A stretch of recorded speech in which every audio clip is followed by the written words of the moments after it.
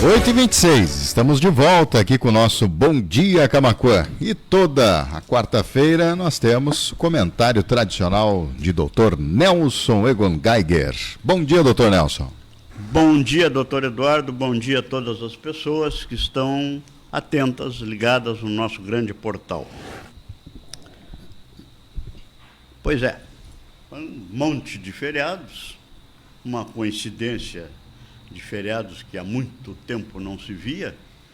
Aliás, eu não estou lembrado nos meus tempos de ter havido essa coincidência tão grande, depois da Sexta-feira Santa, ainda termos o outro feriado. Naquela época, a nível de escola, na época que eu era ainda adolescente, a nível de escola era feriado às segundas-feiras no colégio dos irmãos, em razão de ser a segunda-feira, tinha um nome especial, nem estou lembrado. Mas, na verdade, feriado, coincidentemente, coincidir com mais um feriado nacional, fazia tempo que não se via isso. O que deu 4 dias, né? Na verdade, de recesso de paradas. Mas, nesses dias, política não tanto, mas em agitação, e, lamentavelmente, o nosso país não está bem. O setor político não está bem, o setor econômico está péssimo. Eu ontem vi a encenação tentada de algumas mídias esquerdistas completamente desvairadas, fora do contexto, de um discurso de um deputado do PT, elencando lá um monte de grandes benesses que este desgoverno, esse governo incompetente, está fazendo aí, mais uma vez, tentativa de se iludir, de se enganar a população que já está consciente e não está vendo isso. Mas, enfim, né? E a notícia que eu vi hoje de manhã é de que o governo, o primeiro mandatário, já está se preparando para ir, parece que no enterro do Papa Francisco, e já convidando o presidente da Câmara, o presidente do Senado, o presidente do Supremo, para fazendo a comitiva que vai lá. Lá se vai mais um mundo, nada de crítica a ir ao velório do Papa Francisco. Até sou favorável que o Brasil esteja lá se representando. Embora esse monte de esquerdista que está aí, eles não são, sinceramente, eles não são muito religiosos. Eles são mais do egoísmo, do egocentrismo e outros ismos a mais que não fecham nem com o catolicismo, nem com o cristianismo. Mas, deixando para lá isso, vamos falar exatamente na morte que ocorreu na segunda-feira, feriado do Papa Francisco, primeiro Papa americano da história de todos os que ocuparam o trono de São Pedro, nome histórico dado ao Papa, chefe máximo da Igreja Católica. O Papa Francisco procurou, no seu tempo de papado, acho que deu 11 anos, né? Fazer as mensagens que efetivamente cabem à competência da Igreja Católica. Ele teve alguns problemas, porque ele enfrentou no início do pontificado algumas crises internas da Igreja com problemas de clérigos envolvidos em problemas até com crianças, com menores, né? Com problemas de violentação de menores, né? Mas a culpa não era dele, evidentemente. Mas o que vamos falar da morte do Papa Francisco, que abre-se a sucessão. E a sucessão do Papa para o preenchimento do cargo do Pontífice, que é o maior cargo da maior igreja junto do mundo. Se nós somarmos as igrejas evangélicas, todas elas juntas, elas têm mais evangélicos que católicos. Mas, isoladamente, a Igreja Católica, considerada como uma só, é a maior do mundo. A segunda seria, possivelmente, a parte ortodoxa da Igreja Católica, já lá com sede em Istambul, né? Na Turquia, naquela zona. Mas a sucessão, vínhamos há muitos anos com papas quase sempre italianos. O que foi depois cortado com João XXIII, que acho que era o polaco, né? Polonês. Depois tivemos o Bento XVI, alemão.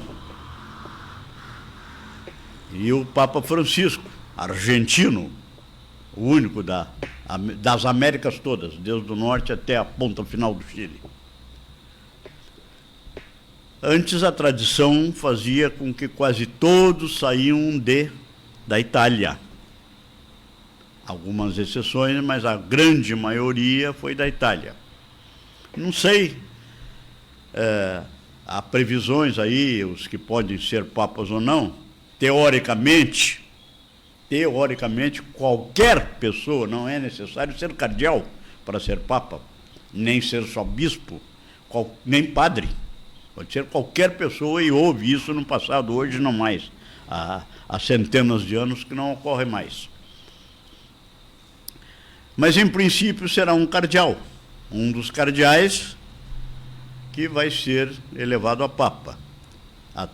A predominância italiana hoje não é total, mas ainda acredito que o maior número ainda sejam os italianos. E, durante muito tempo, foram os italianos que se sucediam como papas. Saía um papa de origem italiana e vinha outro. Mas, depois desses três últimos, não sei quem será. Então, vai ser aberto o conclave. O conclave, que é a eleição do Papa através do colégio eleitoral, que é composto de cardeais. Como é que fica entre a morte do Papa, o ocorrido domingo, segunda-feira, e a consagração do novo Papa, a eleição dele e depois consagração? As pessoas acho que estão lembradas que na Capela Sistina, que é dentro do Vaticano, eu estive na Capela Sistina, muito bonita, o teto, né, ainda é lá da Idade Média, feita naquela época. Na Capela Sistina, os cardeais ficam fechados um tempão até que se eleja o Papa. Cada votação sai aquela fumaça, quando a fumaça é branca, porque o Papa ainda não foi eleito. Ou o contrário, quando a fumaça é cinza, o Papa não foi eleito. Quando sai, então, a fumaça que anuncia a eleição, depois ele é apresentado na Igreja de São Pedro, lá em cima, apresentado à população que deverá estar na Praça de São Pedro, e aí, então, passa a ter um novo pontífice. Entre o que faleceu, Papa Francisco, que os comentários são interessantes, que o último adeus dele, a última pessoa que ele teve contato foi um enfermeiro particular dele, a quem ele, inclusive, disse que estava se indo, né? É o que consta na imprensa. Mas o que eu quero dizer é que, como é que fica o Vaticano nesse período? Pois é, fica comandado pelo Carmelengo. O Carmelengo é pode ser cardeal ou não, o assessor imediato do Papa que está exercendo o cargo. O cardeal Carmelengo, e ele, em princípio, não pode ser escolhido Papa. Serão os outros e ele não. Mas é ele que dirige o governo, aí estou me referindo ao governo do Vaticano como governo do país. O Vaticano é um país, dentro de Roma, mas é um país. Fica sendo dirigido até o final do conclave, a parte financeira, a parte econômica, a parte administrativa, pelo Carmelém. Como é que a gente conhece bem isso? Então eu venho falar para a senhora e para o senhor que está nos assistindo, os jovens especialmente, onde é que se vê bem essa história. Existem muitos livros sobre isso. Eu indicaria para as pessoas entenderem bem como é que funciona, claro que é uma ficção, escrita por Dan Brown, um dos maiores escritores da atualidade. Dan Brown, eu li todas as obras dele. A segunda obra, que me parece até que foi a primeira escrita por ele, a primeira não, mas a primeira que teve grande repercussão internacional, a que teve maior repercussão foi o Código da Vinci. Aí, Dan Brown criou um grande nome. Mas tem o livro Anjos e Demônios, também foi levado ao cinema. Aliás, do Dan Brown, 4 dos livros deles já foram levados ao cinema. O Código da Vinci foi o primeiro, depois Anjos e Demônios foi o segundo. Eu aconselho a leitura do livro Anjos e Demônios, que trata exatamente do conclave de um papa que tinha falecido, é ficção, mas ele segue toda a cronologia de como é que funciona o sistema. Ele investigou, como historiador, como escritor, como pesquisador, como homem culto, ele investigou como é que funciona, ele faz toda a referência do cardeal Carmelengo, para a gente saber como é que fica, como é que é administrado, como é que são as votações. Anjos e Demônios. Na verdade, o livro Anjos e Demônios, o problema é de atentados contra cardeais. Muito interessante o livro, muito bom. Quem não leu, não vou contar, a pessoa tem que ler, porque ele é muito bom. O filme também, que se buscarem na Netflix vão achar, Anjos e Demônios, que dá para demonstrar como é que funciona a escolha dos papas. Nesse livro, o Carmelenho, aliás, na verdade, era um dos, na ficção do Dan Brown, era um dos envolvidos na bagunça que se criou aquele conclave. Mas há um outro filme, esse é filme, não sei quem é que escreveu o livro, não sei quem é que escreveu o livro que deu origem a um filme, ou se foi apenas diretamente um script para filme, chamado Conclave, que foi indicado ano passado para vários Oscars. Acho que ganhou algum até, em fevereiro agora. O conclave também dá, e esse melhor ainda, porque esse especificamente sobre um conclave, sobre uma eleição de um papa, a forma como é que se elege, se escolhe o novo papa. É muito interessante o sistema, é uma tradição antiguíssima da Igreja Católica, é uma tradição que vem lá de antes da Idade Média, lá da Antiguidade. É uma forma que pouco a pouco foi mexido, as regras e as normas são as mesmas ainda daquela época, com poucas exceções de avanço técnico, avanço administrativo. As votações ainda são dentro da Capela Sistina, em Roma, e é interessantíssimo.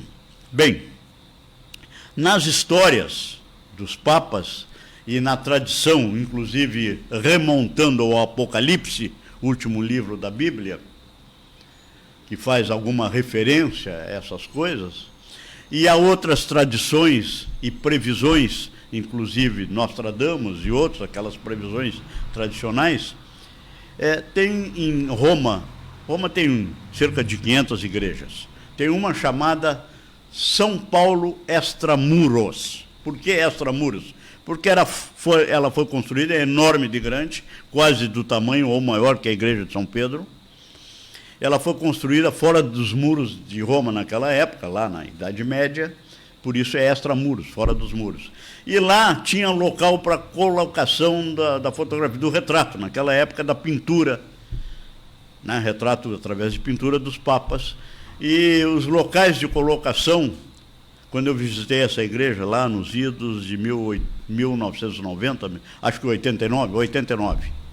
Estou com um então camaquense, doutor Renato Sampaio, a Lília Sampaio, a minha primeira esposa, estivemos lá. Tinha o local, faltavam naquela época uns 9, acho que 9 ou 10 locais para colocar fotografias de Papa, que segundo a tradição, quando for colocada a última, o mundo termina. Uma tradição que não tem nenhuma garantia que seja assim, mas é daquelas tradições antigas, daquelas profecias, daqueles escritos antigos.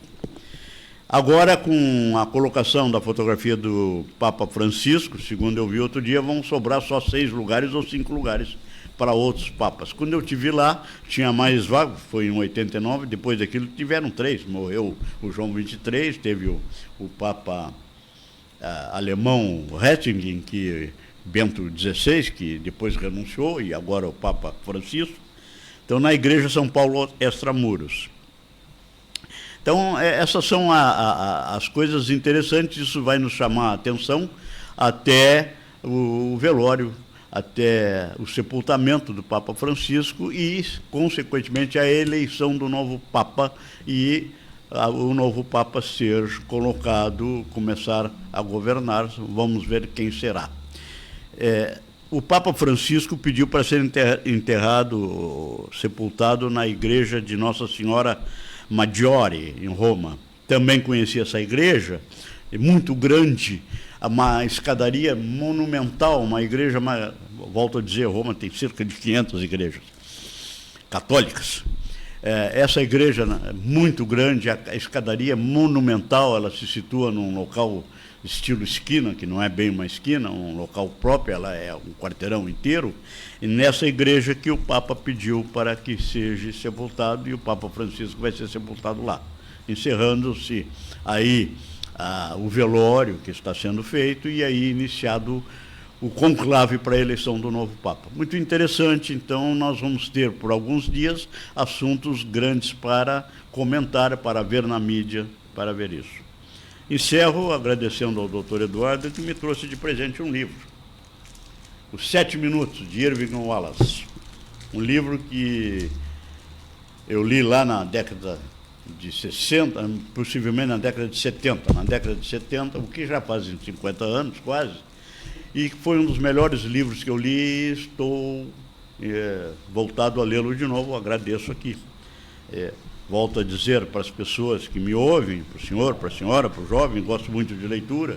Eu li todos os livros de Edgar Rice Burroughs, todos de Júlio Verne, todos de Sir Arthur Conan Doyle. Esse é o criador esse é o criador do detetive mais importante do mundo, mais conhecido do mundo, melhor dito. Mas o Sir Arthur Conan Doyle também escreveu livros sobre a história medieval. Também grandes livros, não só, então, também da Agatha Christie, li todos os livros. A Agatha Christie tem um personagem que é o Hercule Poirot, que é um detetive belga, né? Diferentemente do Conan Doyle. Nós temos... eu gosto de ler e alguns livros eu chego a ler 2 vezes. Eu li alguma coisa do Júlio Verne 2 vezes. E eu estava ansioso por ler de novo 7 Minutos, do Irving Wallace, que era mais ou menos uma espécie de Dan Brown há 40 anos, 50 anos atrás. Era o escritor que mais vendia livros, como hoje Dan Brown está sendo o que mais vende livros no mundo. A leitura sempre faz bem e faz bem para todo mundo. Todos os dias, quando subo para casa, encerrando a participação aqui, tem uma frase de Leonardo da Vinci pintada na parede da esquina da Olavo Moraes com a 7 de setembro, que é uma frase de Leonardo da Vinci. Se o aprender, né, não ocupa espaço, a gente nunca se arrepende e a gente nunca, em princípio, se esquece. Leonardo da Vinci. Então, aprender, a gente sempre aprende alguma coisa lendo algum livro, ainda que seja de ficção. Por isso, leiam Anjos e Demônios, ou vejam um filme, Conclave, leia, esse eu não sei qual é o livro, mas vejam um filme, e a senhora e o senhor vão ver como é que funciona a escolha do novo Papa. E vamos ver, durante os próximos dias, quem será o nosso não, porque eu não sou católico, mas quem será o novo chefe da Igreja Católica no mundo inteiro. Bom dia. Bom dia, doutor Nelson Egon Geiger. 8h47, depois do intervalo, a gente vai conversar com o Padre Gerson. Ele que é pároco de Chuvisca e assessor de comunicação do Vaticano aqui no Brasil. E a gente vai falar aí sobre, né, a morte do Papa Francisco. Já voltamos. Você está ouvindo Bom Dia Camaquã. Entrevistas, reportagens, opinião e tudo o que importa para